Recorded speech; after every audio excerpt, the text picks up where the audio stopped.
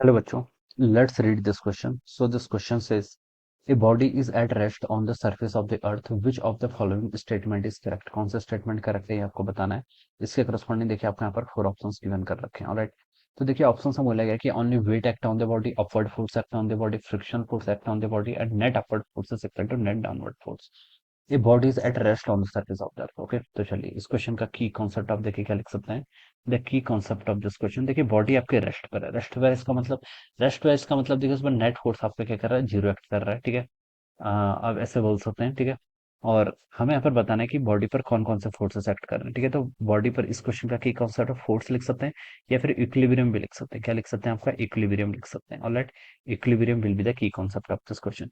Equilibrium का मतलब होता है, देखिए जब आपके किसी सिस्टम पर नेट फोर्स आप पे कितना होता है, summation of all the forces किसके इक्वल हो जाता है, आपका जीरो के इक्वल हो जाता है। ठीक है, तो इसे हम क्या बोलते हैं, आपका इसे हम बोलते हैं आपका एक बॉडी आपकी क्या इक्विलिब्रियम पर। इक्विलिब्रियम आपका वर्टिकल इक्विलिब्रियम भी हो सकता है, हॉरिजॉन्टल इक्विलिब्रियम भी हो सकता है। बॉडी रेस्ट पे है तो दोनों इक्विलिब्रियम होंगे। ठीक है, अब बोला गया कि देखिए a body is at rest on the surface of the earth. Surface of the अर्थ पर मान लीजिए ऐसा कोई बॉडी रखी हुई है। ठीक है, तो हमसे पूछा कि which of the following statement is correct, कौन सा स्टेटमेंट करेक्ट है। ओनली वेट ऑफ द, इस बॉडी पर देखिए कौन कौन से फोर्स लेंगे। मान लीजिए इसका मास एम है, तो अर्थ इसको अपनी तरफ खींचेगा। ठीक है, towards the centre of the अर्थ कितने फोर्स से, एम जी फोर्स से खींचेगा। ठीक है, तो एक तो आपका इस पर फोर्स ऑफ ग्रेविटी लग रहा है।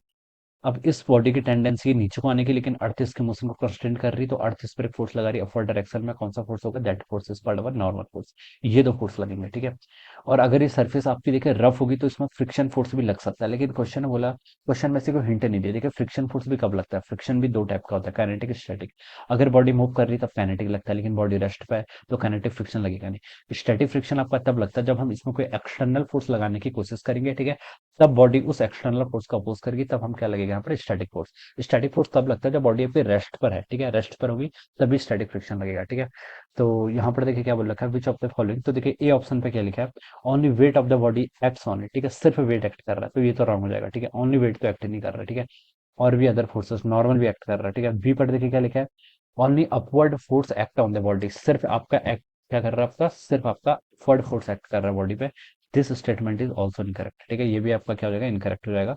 ठीक है, सी पे लिखा frictional force act on the body, friction force act कर रहा है। ठीक है, तो इसके रिगार्डिंग देखिए क्वेश्चन में ऐसी कोई हिंट की बनी है। ठीक है, तो friction force act on the body, तो ये आपका रॉन्ग हो जाएगा। ठीक है, रेस्ट पर है बॉडी। ठीक है, तो हम बता सकते हैं कि फ्रिक्शन फोर्स उस पर एक्ट आपका नहीं करेगा। ठीक है, डी पे देखिए क्या बोल रखा है, net upward force is equal to the net downward force. तो ये बिल्कुल करेक्ट है। अगर नेट अपवर्ड फोर्स और नेट डाउनवर्ड फोर्स एक दूसरे को कैंसिल आउट करेंगे, यानी कि summation of all forces in vertical direction zero के इक्वल होगा, तभी आपकी बॉडी क्या होगी, रेस्ट पर होगी। तो ये स्टेटमेंट आपका बिल्कुल करेक्ट होना है। ठीक है, तो बता सकते हैं कि ऑप्शन डी क्या होगा इसका correct answer. So I hope you all understood this concept. All the best and thank you so much.